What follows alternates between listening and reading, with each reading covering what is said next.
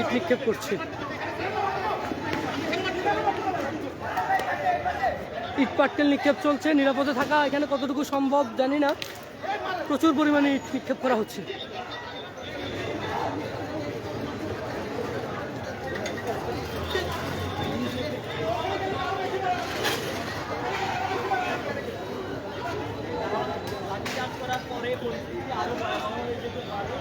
আমরা দেখতে পাচ্ছি যে এখনো পর্যন্ত আবারও শুরু হয়েছে, তারা ইট পাটকেল নিক্ষেপ করছে এবং বিভিন্ন স্লোগান দিচ্ছে।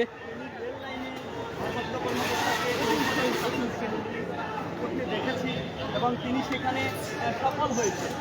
তিনি হয়তো আজকেও যেমনটি ভাবছেন,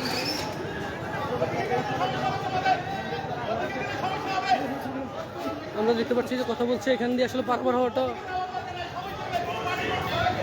আল্লাহ।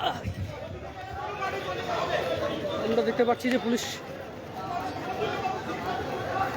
আরিফ ভাই কি লাগে ভাই,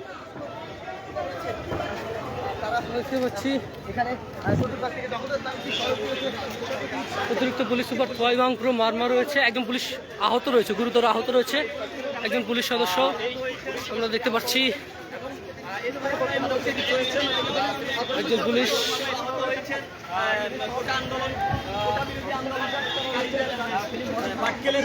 আমরা দেখতে পাচ্ছি অন্যদিকে একজন পুলিশ আহত রয়েছে।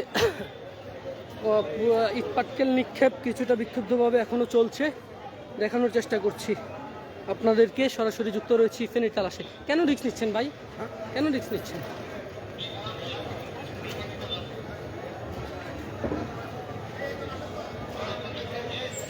শিখতে স্যার, ওই যে এটা পাইছি, এটা দেখা যাইতেছে এখন, ওই যে বড় ভিডিও তো একটু করতে যে সময় লাগছে। এই শিরোনামটা একটু লিখে দেন না, শিক্ষার্থীদের সাথে ছাত্রলীগের সংঘর্ষ। আবার লাইভে আছে স্যার, 1000 উপরে আছে।